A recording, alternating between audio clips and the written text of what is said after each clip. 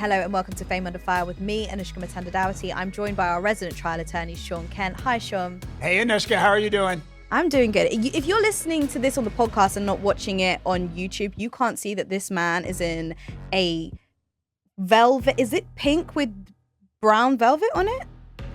It's more like a red and like a maroon and light and blue and pink. Yeah, it's got a little bit of everything. There's a pink tie. There's a pink pocket square. This is, this is above my tax bracket, but you look fabulous, darling. Poor humble country lawyer just trying to figure life out. Okay, honey. You're back. We're talking about Diddy. We've had a lot of questions about Diddy's probation after the sentencing. We reminder, he was sentenced for just over 4 years for transportation to engage in prostitution. He was acquitted of the sex trafficking, acquitted of the RICO, the more serious charges at his trial. He has officially appealed his conviction and sentencing. Now, Shaun, at 2 or 3 in the morning when his sentencing came through, me and you were talking, a lot of people felt that it wasn't strong enough. They had their own personal opinions. You made the point to me that perhaps they don't realize how involved supervised release is, other words, probation, and it's 5 years supervised release. And now we know what the conditions of that release are. This is some of the stuff that jumped out to me. I just want to go through it with you. On the first page, it has mandatory conditions for Diddy's release. And as part of that, it says, you must comply with the Sex Offenders Registration and Notifications Acts as directed by the Probation Officer, Bureau of Prisons, or any state sex offenders registration agency location where you reside, work, or are a student, or were convicted for a qualifying offense. This might seem a bit stupid, but I hadn't even thought about a sex offenders registry at all. I didn't even, but of course, transportation, because there were transportation to engage in prostitution, there are victims of that crime. So therefore, you're on the registry. Generically, as you mentioned, if you are convicted of some sex-related crime, there is a possibility that you would have to register as a sex offender. There are a lot of times, Anoushka, when we are representing individuals, I'm not exaggerating, there are sometimes people will come to us and say, I would rather go to prison for blank amount of time than have to register as a sex offender. Because when you have to register as a sex offender, the first thing is they don't put you in categories. You don't need to get to say, well, you know what? I was using the restroom in public. I was peeing at a park, and so I have to register as a sex offender as opposed to somebody who's convicted of an actual rape charge. So all the sex offenders are considered the same. 2, anywhere you go, you must let the world know I am a registered sex offender. 3, somebody can go online and they've got a little blurb that says sex offender lives here, sex offender lives here. So everybody knows where the sex offender lives. There are certain countries that you just can't visit, that they have certain regulations that you can't come over here. You talk about registering. I mean, I was thinking more so like his baby, Love, is like 1 or 2. When they go to school, you have to go and register at that school and say. Yeah, think about it. You'd almost have to get, and that's the thing that people mistake about probation. They're like, oh God, he's just getting probation. There's a little thing that we say, Anoushka, that when a client gets 5 years probation, we tell them, you're never going to make it. You know how hard it is to make it on probation, how to ask somebody permission for everything. And after a while, you get comfortable and you make mistakes. And it's sort of like, hey, when you took your kid to the school, did you let the school know that you were a registered sex offender? Were you around any kids? When she wanted you to pick up other kids, did you have other kids inside of the car with you? I didn't think about it. I just went to all the potential mistakes. Well, you talk about that, but then it's also coming into your space. In the standard conditions of supervision, it says you must allow the probation officer to visit you at any time at your home or elsewhere. Any time, 3 a.m. in the morning. I mean. And this is a great point because, the United States has robust search and seizure rules, about when can we get inside of your property. If you remember Diddy's trial, his lawyers filed a lot of motions that they illegally seize things. They illegally went in places. They shouldn't have done these things. And we have robust privacy laws on our search and seizure laws that you simply just can't go and search somebody's stuff without warrants. You've heard those phrases, did you get a warrant? Did you come in? When you're dealing with somebody who has been convicted, they don't have those rights. We don't need a warrant. We can kick your door in at 3 o'clock in the morning, 4 o'clock in the morning, 5 o'clock in the morning. They can literally come into your house at 4:15 a.m. and say, we want you to take a drug test. Why? Because we want you to. Period. We should point out that Diddy is a admitted drug addict, that he had weapons with defaced serial numbers in his property, that he had bodyguards who were carrying weapons. They come into the house, they see any of that. Do they go and search for it, or does it just have to be around? Oh, here's the great thing. They can search if they want to. They feel like searching, they just go in your house and search. So it doesn't have to be in plain view. The second he is no longer afforded the right of a regular citizen who is innocent until proven guilty. He is the exact opposite now. He is guilty until proven innocent. So if the probation officer has a reasonable belief that he has violated the law, they can go into his home and conduct a search. And it is almost impossible for lawyers to challenge that search and like, why were they there? Well, he doesn't have the same expectation of privacy as a regular citizen who has not been convicted. Reasonable belief. For 5 years. Reasonable belief sounds like a fluid Very term. nebulous, very fluid. I was watching Instagram and some Instagram influencers said that they were around Diddy's house and they smelled weed. Well, I believe there's weed in the house. Let's go over there. You know what I mean? Like it's very nebulous.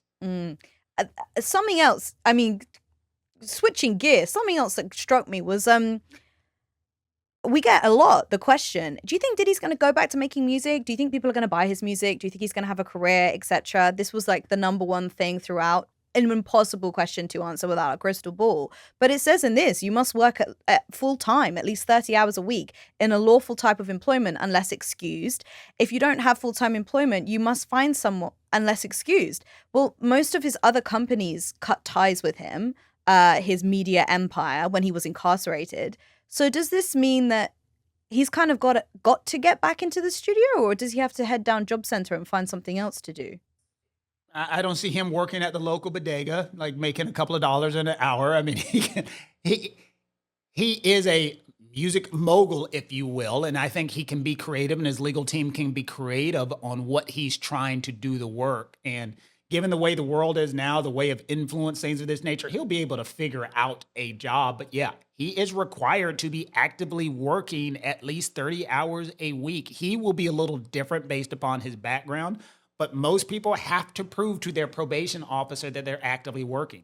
So think about that also. It's legitimately almost as if Diddy has regressed to becoming a 7-year-old. The government is his parent, and he needs to ask his parent on 16-year-old. Are you working? Have you cut the grass? Are you using drugs? Like the government is his parent now, and they're asking him everything. Get your ass up and go to work, Diddy. Go cut the grass, Diddy. Have you taken a drug test, Diddy? Put some clothes on, Diddy. You're not sleeping all day, Diddy. That's what's going to happen. The government's going to be doing for 5 years. So it is not an easy life. And you have to prove those 30 hours. So what's Yeah, it you going have to to be prove like? you can't Here's just my call 'em. mixtape. Come to the studio with me. Like, how do you do that as a musician? It's not exactly a 9 That's to what's going to 5. be interesting. Yeah. Like usually as John Q. Public, what we do is we get old boss man to sign off on it and give it back to us and say we're working. So Diddy is boss man, so I wonder if he's going to sign his own clip. Diddy's been working here. Diddy's been working 30 hours a week. Signed Diddy. I'm assuming that that is part of the, rehabilitation element of they've gone to jail and now they're back as a functioning member of society. No, you're exactly right. That is the goal. We want to rehabilitate him and put him back into society to make sure there's no chance that these things ever happening again. And that's why they require the 30-hour work weeks. That's why they require the checking in. They want to make sure he is not going back to the lifestyle to create the recidivism so it may not happen again. We've spoken in detail, in depth about the Metropolitan Detention Center. That's not where he's going to be incarcerated for the rest of his time. But that jail, I can tell you from speaking to people who were incarcerated there, that they felt that had a massive negative impact on their mental health, that they were somewhat scarred from being in that jail. How quickly are you expected to kind of deal with the fact you're incarcerated and everything that comes along with that before you become that functioning member of society? This is one of those questions that you and I could talk about for hours because you are exactly correct. It's a difficult situation. It's just like, we want you to get better, and how we're going to get you better? Put you around a bunch of people who are accused of committing crimes. It's a hard situation, Anoushka. Like, we say we want you to be better, but are we really giving you the tools to be better? Mass incarceration, you hear Sean getting on a soapbox. Mass incarceration, I don't believe always works and does not get to our goals of what we want. And Diddy's going to find that also. He's going to be around a bunch of other people who have committed crimes, and is he going to actually have the tools to get better? And how quickly is he going to have to get better? Because as you said, if he screws up anytime during that 5 years, he can go back. And so we're like, so in the roundabout way to ask your question, how long do you have to figure out? The second you're out, you're on the clock. Because if you mess up that day, you go back. And is this a regular occurrence? It's typical for people who have 5 years supervised release to make a mistake? Yes. And we often joke, in South Carolina, the longest you can be put on, and I'm talking about state level probation, is 5 years. And we joke, no one's going to make it 5 years on probation without some slip up. Because think about it as a natural human who have never done anything wrong. If I were to tell you today, and we know you don't drive, but if I were to tell you today, the speed limit I stimulate this economy. Thank you very much. Yeah. The speed limit is 50 miles an hour. And for 5 years, you cannot go 51 miles an hour.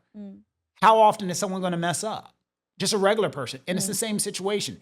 You can't violate a single rule, but if you violate one, we're going to revoke you. And so that's hard to do over a 5-year period of time. And so, yeah, I believe Diddy will slip just because it's hard for a natural human reaction to be perfect for 5 straight years. And I'm assuming this then impacts massively your personal life. I mean, I think he's single. I don't know if he's booed up since he's been in jail, but you start dating, do you have to say every new person that comes into your orbit, can you have a casual fling? Well, put yourself in this situation. Like if we're being generic, let's say Diddy tries to date a single mom or, hey, by the way, I'm a registered sex offender. You know, I can't come over and be around your kids. Hey, I got a time that I have to be home by. You know what I'm saying? Yes, it will. The being on probation will 100% affect you. That 5-year window is harder than people think it is. The Traitors is back with a twist. This series sees this bunch of famous faces take to the castle for the ultimate game of trust and treachery. Join me, Ed Gamble, and the banished and murdered celebrities as they spill all the secrets from the round table on the official visualised podcast, The Celebrity Traitors Uncloaked. Watch on BBC iPlayer and listen for more on BBC Sounds. There's another thing in this. You have to get permission to interact with people who've been convicted of a felony. Yeah, welcome to the music industry. Right? I was like, what? And then, that's not just specific to rap. When I was Googling music, rock stars? How many have ever been incarcerated? I was specific, the music industry. And that is one of the things. Remember, our goal is to make rehabilitation. And what they're trying to say is we don't want you hanging out with your old life. We don't want you conglomerating with individuals who are accused of crimes. And so if you're going to, you need to tell the probation agent. And he is a quote unquote music mogul who puts together these tracks and hits and so forth. And is he going to be able to contact other musicians? Look, I can't work with you because you're accused of a crime. Okay, so that's a quick way to hurt your career. What if the president of the United States invites him around for brunch for a catch up? Is he going to go back to jail for that? He's a convicted felon. Distinct possibility. You cannot go around, and that could be one of the conditions. Your probation agent wants to know. You want to go see DJ T? Let me know. Let me know why. Let me know why you're going to have this meeting. This is a violation of your probation. And if you get the wrong judge, the wrong agent, yes, they can be petty and look, you may know it. I may know it. These are court orders. And so the court order says you can't hang out with somebody who is convicted of a crime. You can't pick and choose. You can't say, well, it's the president. It doesn't matter. The court has said you can't do blank, and if you do it, you are in violation, and then you have to figure out why. So it's more strict than people think. Yeah, it's really. I mean, some of the stuff in here I feel is self-explanatory, and I expected. I think it says you must not have contact with the victims in this case. This includes any physical, visual, written, or telephonic contact with such persons. Additionally, you must not directly cause or encourage anyone else to have such contact with them. Now, straightforward, as to be expected. But my question is, Diddy has been fond or has a penchant for messages of love, long declarations and saying thank you to people. And he did this at the Grammys with Cassie after the end of their relationship, which we know was a tumultuous one. He thanked her when he won his Grammy for the Love of the Grid album, even though he was with Carisha Brown. say he goes on Instagram 2-3 years down the line and is like, I just want to say sorry. I want you all to send love to Cassie's pregnant again. I want violation. You, right? Violation. So that I want you to send Bang, love violation. to Cassie and her children. Violation. Bang, violation. Damn. He does love a little message of love. I mean, he changed his name to it. And his lawyers are probably sitting around to him and telling him, you know what, these are violations. You can't do them. And that's another reason why people are like, oh, it's a short sentence. Why would he be appealing? Because it's not a short sentence. It's 5 years after his sentence, and his lawyers would love to appeal or love to get the presidential pardon so that he does not have to go through all of that difficulty of trying not to violate to go back to prison. We got this question a lot. Good behavior, does that impact at all the length of probation or the jail sentence? It could affect the potential jail sentence, but those good time credits are already calculated into the amount of time. We've talked about that. That's already talked about his incarceration time. As far as the 5-year supervised release, that's his time. Damn. Now, he can petition the court. Like, he could go to the court. Like, they're not just going to just cut him off. But he could go and petition the court and ask the court and say, I need to be released and these are the reasons why. Not going to happen. I don't know. But just hearing this is like, for the first time we've gone through this, it kind of sounds, I don't want to say it sounds harder than being incarcerated, but like.